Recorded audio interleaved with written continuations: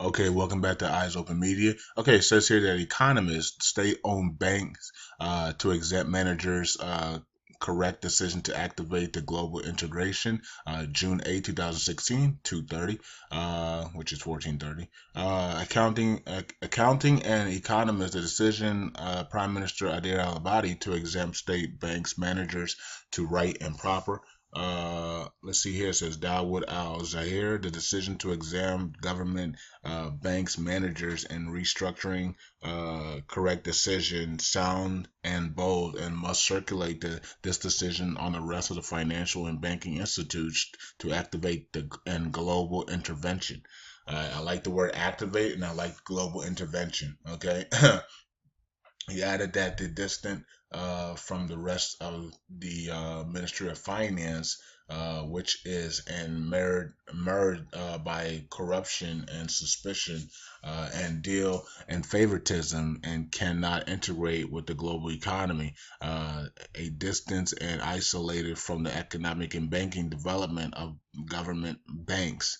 Okay, so he's basically saying that they got to get rid of all these people, man. Abadi started it off with executive order to get rid of six leaders in the banking managers and industry, and he wants to see the rest of the people that are dealing with this corruption stuff also go as well. Among Zaire, the Bank of Iraq trade is integrated with the global economy and has relationships outside of Iraq, a fairly good, but not the level of ambition. And unfortunately, this government bank has become owners rather than the managers and staff of the decisions to exempt a steep in the right direction to release it from its directors, and their policy failed. The Prime Minister Abadi was baffled. Okay, it says Prime Minister was baffled. Abadi. Okay, relieved yesterday. Six managers of banks, governmental organization. Okay, so once Abadi figured all this stuff out and saw what was going on, he used executive order to relieve six banking managers, and to do the reorganization with the IMF and the World Bank on the banking industry. And that's when they put the deposit law in there as well, almost like exactly almost the same time they got rid of these people and they restructured the banks. They put the deposit law in there, and they also agreed with the IMF loans and terms and financial reforms and things of that nature. Okay, so this is really good news here. It says Prime Minister, okay, I already read that. It says a statement by the office said, based on the requirements of the national interest and the continuation of the approach of comprehensive reforms, Prime Minister Adair Al-Abadi has ordered, okay, appointment new managers in each of the commercial bank and the Rafidian Bank and Rashid Bank and the bank's real estate, industrial banks, and the agricultural banks. Why is this? Because they're about to launch a global market economy, and those that are corrupt are being punished at the last second and being removed because those people do not fit the bill for a global market economy. Okay, so let's he's taking care of the banks now. Let's see if he takes care of the CBI. Okay, because a lot of statements are coming out about the CBI. It's gonna be up to Dr. Shabibi if he keeps a locking and not a body. Okay, because a body in the CBI is independent, and so it's gonna be up to Dr. Shabibi if a lock stays in the CBI, or if Target's in there, or if Dr. Shabibi takes over for 6 7 months and then gives it over to somebody else. Okay, so he's gonna have to talk to Dr. Shabib, but that's next, because my body right here is taking care of all the corrupt bankers, and he just dealt with them so they can launch this global market economy. The last thing you're gonna do is the central bank. So let's watch the central bank, because Shabibi is gonna have to make a statement here. This is the month that he always talks, anyways. June and July. Okay, June and July is where he talks because it's mid-year. Okay, he likes to manipulate the mechanisms mid-year or first of the year. So we're gonna hear from Shabibi here soon, because Abadi just dealt with the banks, and now we're gonna have to hear from Shabibi about the CBI and what's been going on and who is going to be running the CBI. If they're gonna keep the Alak the proxy and make him the new governor, because he can't be a proxy when they launch this global market economy. He has to be the central bank governor. Okay, all proxy positions are going out the window. Okay. So we're going to hear from Dr. Shabibi or Alak or Target or Abadi on the central bank. Okay, most likely it's going to be Dr. Shabibi holding a press conference or something like that, or some type of speech, because I've seen two of them in my dream. So one of them has to come. Okay, hopefully, you know what I mean. So we will see. We will see very shortly here, either June or July. Dr. Shabibi making a statement and letting us know what's going on at the central bank, who is the central bank new governor, or if the acting governor is now appointed. I cannot see the IMF appointing a LAC, but I can see them if Shabibi tells them go ahead and do it. Okay, so if Shabibi tells them to go ahead and do it, then the IMF will appoint a LAC or Target or somebody else, the central bank governor. Okay, and Shabibi will make that clear, or the IMF will make that clear, or Abadi will make. Somebody's going to make that clear, because we cannot have a proxy CBI governor while they launch this global market economy. So here we go again. A lot of people want this thing to happen. Well, you need that proxy position gone from the CBI before they raise that value. Okay, you're not going to see a proxy position in the CBI when they launch a global market economy. They have to give him the title of the central bank governor. And remove that proxy position. So let's see what happens. I want to hear from Dr. Shabibi. And yeah, maybe secretly they did give Alak the governor central bank position and remove the proxy. Maybe Alak is the governor of central bank now without the proxy position. Okay, so maybe he is. I still want to hear from Dr. Shabibi because it is June, and June and July is usually when he talks. And this is almost identical to what happened in 2012. We're watching it over again here in June 2016. They're almost identical what's going on. They were doing global market economy. Shabibi was removing the money changers off the street by making them all have pay the same rate as the banks.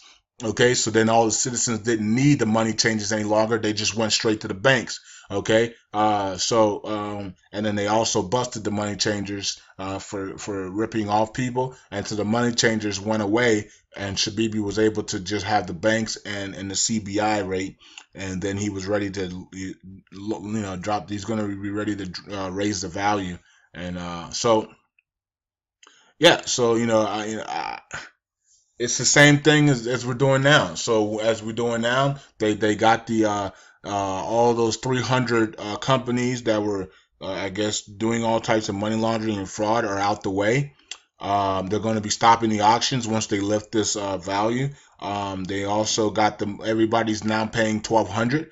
So that's going to destroy the money changers, because they know everybody now knows that the rate is 1,200 fixed. So the money changers can't rip you off any longer. And also everybody that's been ripped off by the money changers and the exchange stores and the banks, they can file a complaint to the CBI. So now everybody's been filing a complaint to the CBI, and so the CBI is going to reimburse them and also punish the money changers and the banks for ripping people off. So what do you think that's going to happen? It's going to wipe out the money changers from the street, because they have to pay all that money back, and they're going to be disciplined.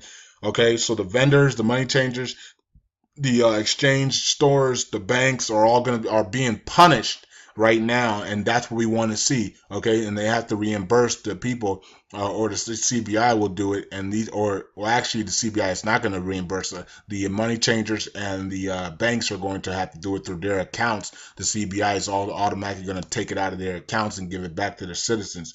Okay, so So we see that this is exactly what is going on from June 2012 is going on right now. And it says here in the statement, it says the statement attributed the decision to revitalize the banking sector. So basically, so they're going to so this is going to revitalize the banking sector, and this is why they did all the other things in the CBI. So the CBI, GOI, Finance Committee, all working together and to get this thing done and to launch the global market economy in Iraq. Okay, so it says, Sir, national strategy to stimulate the economy, to create jobs, and implement the launch of the loans and industrial projects, residential and commercial citizens, the best formula according to the government's plan. Yep, it's not the government's plan; it's the IMF and the World Bank's plan. Okay, the government doesn't know anything. Okay, the IMF and World Bank put in the United States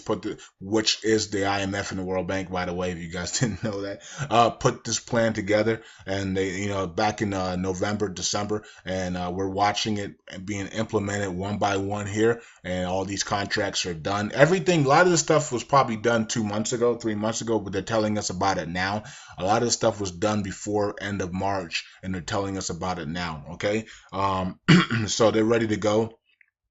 They got all these people out the way, and they fixed the money changers, and they've done all that. They got 1,200 on the rate for banks and money changers, so everything's good to go. Everything is one rate. The CBI, I think, was selling at was given to them at 1160, and then they sell it at 1,200. So everything is now in perfect condition to raise the value, right? So that's the ultimate goal, to raise the value. You have to make the money changers use one rate, the banks use one rate, the CBI give it to them at 1160. So the CBI is actually, doing, it's under the program rate. So yeah, so this is what we wanted to see, and this is what they're showing us now, which means that most likely it was done a month or 2 or 3 ago. I believe that a lot of the stuff was done at the end of March, and now they're telling us now,